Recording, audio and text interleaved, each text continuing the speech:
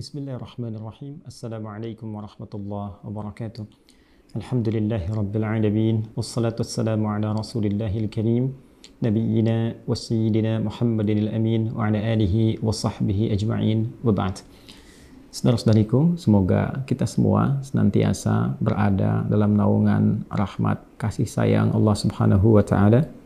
Semoga kita semua disehatkan, dilindungi dari berbagai macam keburukan-keburukan perilaku atau juga dorongan-dorongan sifat buruk yang diprovokasi oleh setan la'natullahi alaih, dan semoga kita senantiasa dibimbing oleh Allah Subhanahu wa Ta'ala dalam menjalani aktivitas kehidupan kita di dunia ini sehingga bernilai ibadah, mampu meneladani pedoman kehidupan yang dituntunkan oleh Rasulullah sallallahu alaihi wasallam. Teman-teman, apa yang pernah Rasulullah SAW ingatkan 15 abad yang lalu, bahkan terkait dengan pengingat ini, Allah Subhanahu wa Ta'ala langsung menurunkan ayat-ayat Al-Quran yang tentunya ayat-ayat ini bukan sekedar firman yang kita baca, tapi di dalamnya ada pedoman berkehidupan yang mengantarkan kita kepada kesuksesan dan kebahagiaan di semua tempat dan tahapan kehidupan yang kita lalui. Baik itu di dunia, sampai kemudian ke alam kubur, sampai ke akhirat. Jadi kalau kita membuat peta jalan dari dunia sampai ke akhirat, kita dibimbing melalui Al-Quran ini bagaimana menjalani kehidupan kita, sehingga semua jalan ini membahagiakan dan menyukseskan. Untuk itulah kemudian Allah turunkan, saya sering katakan, di tempat yang paling terbelakang, tempat paling rendah di masa itu, yang tatanan sosial masyarakatnya jauh dari nilai-nilai kemuliaan, jauh dari peradaban. Namun Allah ingin tunjukkan bagaimana mukjizat Al-Quran merubah masyarakat yang disebut dengan jahiliyah ini menjadi umat terbaik di zamannya, khair ummah. Sehingga turun persaksian dalam Al-Quran di surah ketiga Ali Imran itu di ayat ke-110. Kuntum khaira ummatin ukhrijat linnas. Kalian adalah umat terbaik yang pernah dilahirkan untuk menjalani kehidupan di dunia ini. Teman-teman sekalian, dan linnas itu ya, di antara sekian banyak manusia, role modelnya adalah mereka. Kapan menjadi role model? Ketika mereka mampu mengikuti tuntunan Rasulullah SAW dari pedoman yang Allah bimbingkan kepada Rasulullah berupa Al-Quran. Untuk itulah Al-Quran disebut dengan hudal linnas, pedoman berkehidupan untuk manusia di setiap zaman sampai dengan kehidupan di dunia ini berakhir. Bahagia lawannya adalah sengsara. Sukses tentu juga memiliki lawan, nestapa. Ada orang-orang yang diharapkan sukses, ada orang-orang yang diharapkan bahagia. Sisi lainnya ada orang-orang yang nestapa, ada orang-orang yang sengsara. Artinya mengikuti petunjuk Al-Quran itu dijamin mendapatkan kesuksesan, kebahagiaan. Bukan hanya di dunia, tapi tahapannya sampai ke alam kubur, sampai ke akhirat. Berpaling dari itu, dalam keyakinan kita sebagai muslim, maka berpotensi mendekatkan kepada kesengsaraan dan kenestapaan. Sekalipun mungkin ada yang merasa bahwa di dunia merasakan kesuksesan, tapi sifatnya semu.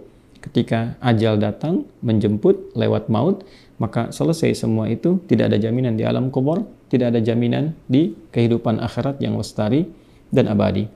Di antara pedoman itu, ada yang simple, ada juga yang kompleks, berisi aktivitas kehidupan dari bangun tidur sampai dengan tidur lagi. Dan tidak akan pernah ditemukan satu bimbingan berkehidupan yang sangat rinci, sangat detail, mengatur semua aktivitas kita, bahkan perilaku kita dari ujung kepala sampai ujung kaki, dari bangun tidur sampai tidur kembali, kecuali kita hanya temukan di dalam Islam, yang sumbernya dari Al-Quran dan Sunnah Rasulullah SAW. Ini menunjukkan Al-Quran bukan karya manusia, bukan makhluk, karena mustahil ada pedoman berkehidupan bagi semua manusia di setiap generasi dan tetap berlaku, tetap sesuai dengan eranya, dan tidak pernah berubah isinya, kecuali ini menunjukkan bahwa pedoman itu bersumber dari Sang Pencipta yang maha menguasai dan mengetahui segalanya. Teman-teman, di antara pedoman itu ada yang terkait dengan pedoman fisikal. Bagaimana menggunakan fisik kita sesuai dengan maslahat kehidupan, sehingga bernilai baik dalam berinteraksi sosial dan Allah meridhoi kita. Jadi ada pahala ketika kita berpikir positif, memandang yang baik, sampai ujung kaki melangkah kepada hal-hal yang positif dan baik. Ada juga terkait dengan bimbingan pengelolaan harta. bagaimana kita mendapatkan harta dengan cara yang baik sehingga tidak menyebabkan persoalan-persoalan dalam konteks kehidupan sosial. Karena itu nanti ada perintah, ada larangan. Ada perintah untuk mencari dengan yang halal. Dari yang halal itu digunakan pada yang baik-baik. Mungkin dapat dengan yang halal, tapi digunakan pada yang tidak baik juga masalah. Dan persoalan itu akan meluas. Ada orang mendapatkan dengan cara yang halal, dengan cara yang benar, tapi dipakai untuk hal-hal yang tidak baik, bahkan yang sifatnya haram, ya. Dipakai untuk selingkuh, dipakai untuk ke tempat-tempat yang buruk, dipakai untuk mengkonsumsi hal yang tidak sehat, tentu itu akan membahayakan.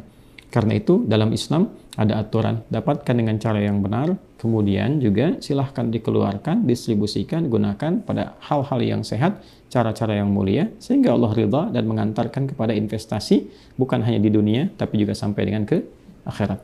Pada topik ini, dengan singkat, kita hanya akan membatasi pada yang dilarang. Ingat spiritnya, ingat semangatnya, bahwa Quran datang membawa pedoman yang mengantarkan pada kesuksesan dan kebahagiaan. Secara konseptual, untuk sukses dan bahagia ini ada perintah, ada larangan. Ini sangat standar sekali dalam kehidupan kita. Bukankah Anda masuk kantor juga ada perintahnya, ada larangannya? Ini yang harus Anda kerjakan, ini jangan dilakukan. Di sekolah juga demikian. Ya, masuk jam sekian, keluar jam sekian. Perintahnya ini, larangannya seperti ini. Kalau guru sedang mengajar, jangan mengobrol, jangan ribut, dan sebagainya. Itu larangan.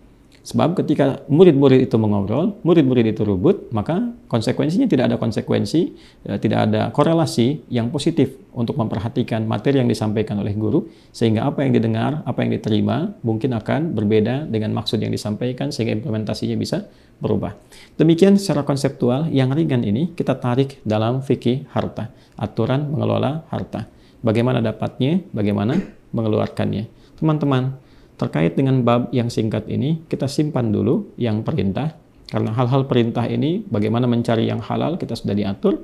Sekarang kita masuk kepada bab larangan, karena ini yang seringkali didapatkan dalam kehidupan, dan bukan hanya terjadi pelanggaran itu, tapi juga masyarakat, khususnya Muslim, harus diingatkan apa dampaknya, yang nanti akan sangat terkorelasi dengan aspek-aspek yang luas, baik itu ke rumah tangga ataupun kehidupan sosial. Baik, yang pertama teman-teman, babnya adalah tentang riba. Saya ulangi, babnya adalah tentang riba dengan semua bentuk turunan-turunannya. Dengan semua bentuk turunan-turunannya. Kami ingin ingatkan dengan segala kerendahan hati, kita sebagai Muslim khususnya mesti hati-hati dengan riba. Saya ulangi, mesti hati-hati dengan riba. Karena ayat-ayat terkait riba ini, ayat-ayat yang sangat spesifik sekali, ya sifatnya bahkan langsung menghunjam, sifatnya lugas dan tegas. Diatur di Quran, khususnya surah kedua Al-Baqarah, di ayat 275 sampai 279. Teman-teman, ayat ini tidak berdiri sendiri. Kalau saya bahas mungkin 4 tahapan menuju pelarangan riba secara mutlak itu kita akan temukan dalam beberapa ayat yang saling berkesinambungan. Tapi saya ingin dalam video yang singkat ini memfokuskan kepada Al-Baqarah ayat 275 sampai dengan 279. Di dalam ayat ini secara singkatnya Allah Subhanahu wa taala menerangkan tentang bahaya riba, hati-hati, kan? Kemudian yang kedua adalah konsekuensi riba yang nanti bukan hanya merusak kepada pribadi, tapi juga ini penyakit yang bisa menular dan menjalar. Ingat, menular dan menjalar. Tertular kepada orang-orang lain di sekitarannya, menjalar nanti keburukannya kepada sifat-sifat sosial saat kita berinteraksi di lingkungan kita. Mungkin secara skala kecilnya keluarga atau aspek-aspek tetangga dan sebagainya. Dan yang ketiga adalah riba juga saking tinggi damage-nya, ya, saking tinggi daya rusaknya, itu langsung mendapat pertentangan dari Allah dan Rasul-Nya, sehingga orang-orang yang masih memaksakan diri untuk terlilit dalam persoalan-persoalan riba ini, itu terancam dalam bahasa yang tegas dalam Al-Quran, seperti orang yang berani untuk menantang atau berperang dengan Allah dan Rasul-Nya. Dan tak mungkin menang, bukan hanya tak mungkin menang, tapi juga problemnya adalah bisa berpotensi mencelakakan dengan kecelakaan yang sangat pedih. Nah, saya ingin tarik kepada satu contoh kecil saja, ya, bukan aspek-aspek yang lain dulu. Saya ingin ingatkan pada satu hal, pinjol, ingat itu. Saya ulangi, pinjol, pinjaman online, itu termasuk riba. Dan ini ribanya adalah riba paling komprehensif, riba paling kompleks yang memang mencakup semua bagian-bagian unsur riba. Baik ya, dari mulai awalnya, dari mulai perjanjiannya, dari mulai penambahan-penambahannya, dan unsur-unsur mafsadat yang merugikannya terekam jelas semua keterangan Al-Quran, itu runut dan runtut semua konsekuensinya ada di situ. Ya, hati-hati betul dari mulai meminjam, walaupun sekarang semakin berkembang, cukup dengan tanda pengenal, cukup dengan jaminan teman-teman, tanpa sadar jaminan teman-teman itu adalah jangkar pertama yang menjalarkan dan menularkan penyakit riba itu. Ketika seseorang menjaminkan temannya, ya baik sepengetahuan atau tanpa sepengetahuannya, itu terkoneksikan. Boleh jadi dengan itu kemudian yang lainnya juga ikut terpancing atau mungkin juga ikut tertarik, sehingga dengan itu penyakit ini bukan hanya, mohon maaf, bisa dilakukan oleh orang yang meminjam secara online ini, ya, yang dia terikat langsung, tapi berpotensi mengajak kepada yang lain-lainnya. Dan yang kedua, konsekuensinya adalah ketika seseorang meminjam dengan skema online ini, itu sudah pasti dia mesti mengembalikan lebih dengan jangka tertentu, dan kadang juga mendapatkan penambahan-penambahan yang di luar nalar, ya, sekali lagi di luar nalar, ketika jedanya tidak terpenuhi, bertambah kembali, dan itu sudah pasti konsekuensi yang diisyaratkan dan disebutkan dengan tegas dalam Al-Quran. Satu, menyulitkan pada diri sendiri peminjamnya.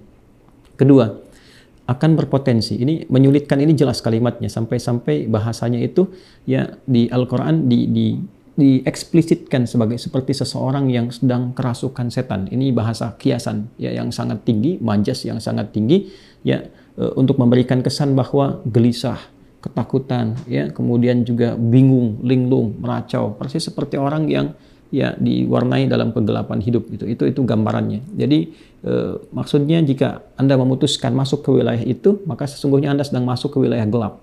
Ya, yang memungkinkan Anda banyak gelisahnya dibandingkan dengan tenangnya, tekanannya lebih banyak, sehingga boleh jadi berpotensi menambah damage ke keluarga, harta tidak akan berkah. Ya, berpotensi nanti banyak perselisihan terjadi di rumah tangga.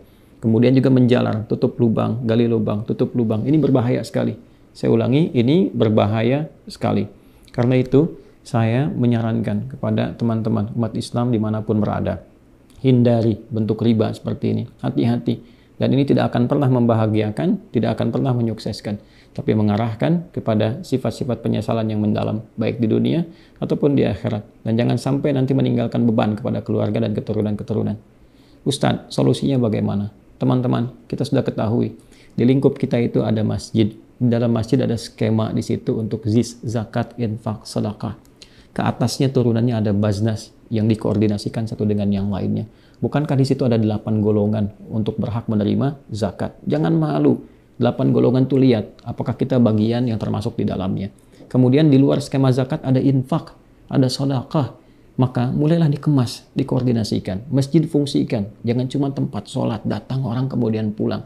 Mitigasikan wilayah sekitarannya. Bikin database. Siapa yang kurang-kurang, dibantu mereka.